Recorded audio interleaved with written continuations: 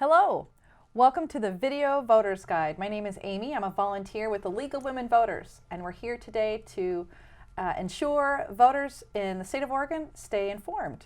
I have Secretary of State candidate Sid Leiken with me. We're going to be asking him a few questions. You ready to get started? I'm ready. Okay. So, for starters, just tell us a little bit about your background and what led you to run for this office. Sure. Well, I'm a fifth generation Oregonian. There's not many of us left, I don't think, anymore. But really, in my public service background, I had the opportunity to serve 10 years as the mayor of the city of Springfield, one of the 10 largest cities in the state, and now I'm on my second term as a Lane County Commissioner.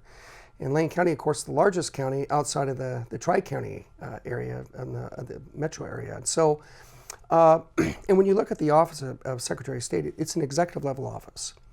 And that really is my background. And so I think my background really lends itself quite well to what the Secretary of State does. And then when you look at the 5 key areas involved, I've been involved in really all of those key areas in my entire career. So to me, it was a pretty easy step to look at, and we'll see we'll see what happens in May. Thank you. So tell us a little bit about what you could do as Secretary of State to ensure that campaign contributions stay transparent.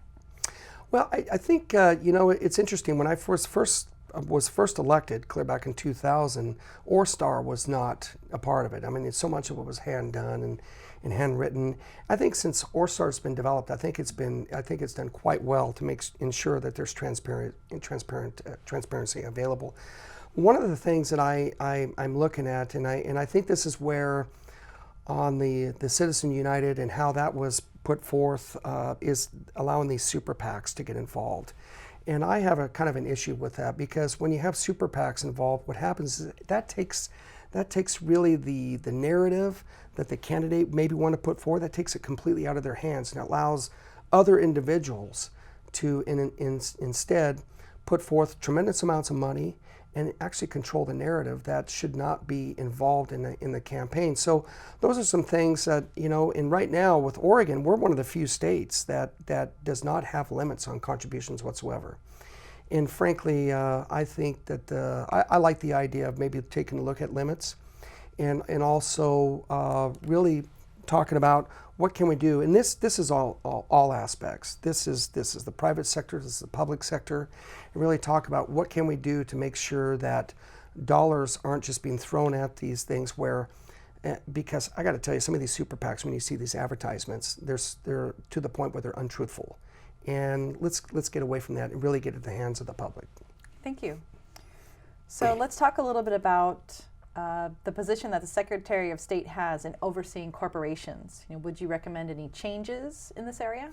Well, one of the things that I think that I have really enjoyed seeing is that the Secretary of State's office has hired an individual named Ruth Miles, who used to work for Bruce Hanna. She's what's called a small business advocate. And really, the word that I get, and when I talk to different folks out throughout the state, is that she's doing an outstanding job. And what she's doing is she's really advocating the suite of information that's available in the corporations division for anybody who maybe wants to start a new business, expand a new business. I mean, unless you have information available, like if you come from a family of entrepreneurs, sometimes you don't know what to do to get started. What I'd like to do is take that one position, and instead let's increase it and really look at how we can regionalize it.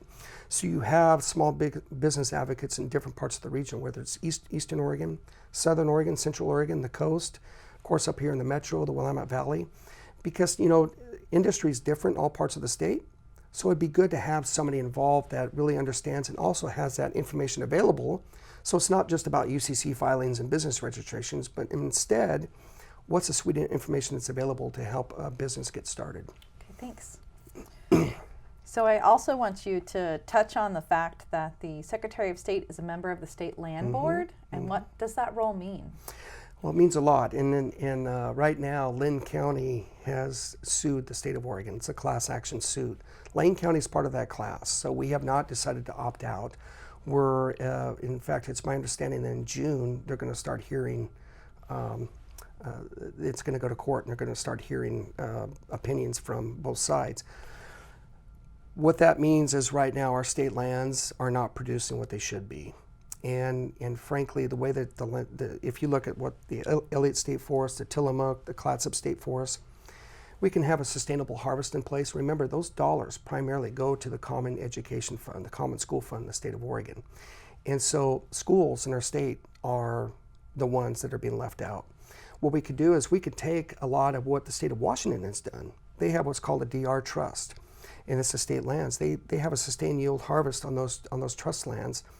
And all groups, environmentalists, the private sector, the public sector, have all come together into an agreement.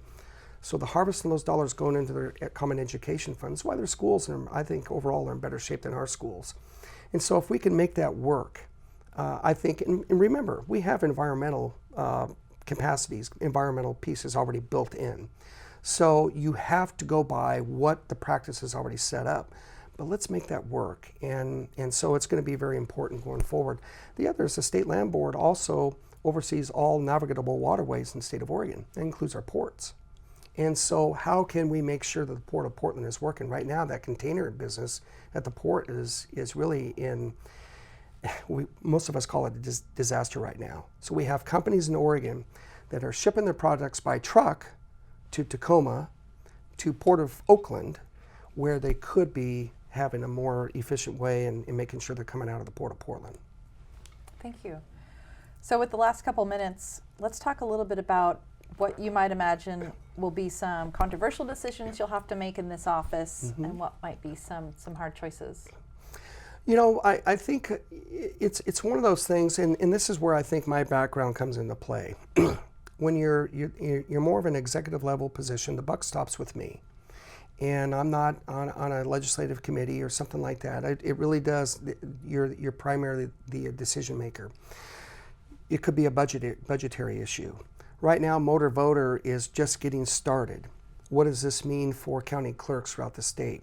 Frankly, I didn't think the legislature funded the county clerks fully the way they should have been, because the clerks are doing the heavy lifting here. And so while I think all of us in county government appreciate dollars coming from the state legislature back to the clerks, really I think it's my guess is at this point in time, you're going to hear from the clerks and say, we did not receive enough to make this work. The bucks need to be worked out, obviously. And I think going forward, we just need to make sure we take a look at that. And that's really in bringing all of our partners together, and not suggesting that the Secretary of State is just, we're just a primary office here, we're just one. But let's work with our county partners, let's work with our community partners to make sure that things work and work efficiently and effectively for all Oregonians. So I think because of my background, I'm used to making these decisions. I feel like that by having the ability to bring community leaders together and talk about what can we do to make improvements, I feel like that we can probably start off on what I call a really good foot going forward. Okay, thank you. So we have just a little bit of time left. Are there any other issues that you'd like to talk about? I think I think I've covered most of what I wanted to cover, and to me, the Secretary of State's office is such an important office. It's independent of the governor, obviously, but more than that, I believe that what is entailed can be so beneficial to all Oregonians. And to me, from my perspective as a nonpartisan, I'm really not looking at if I have access to grind or anything else. I'm really looking at how can we make this office efficient and effective for all Oregonians, and let's cut out the urban-rural divide, and let's make sure that things work for everybody. Thank you. And thank you for watching. Again, this is the Video Voters Guide. My name is Amy. I'm a volunteer with the League of Women Voters. Remember, the Oregon primary is on May 17th. The last day to register to vote is April 26th. Thank you. Thank you for doing this.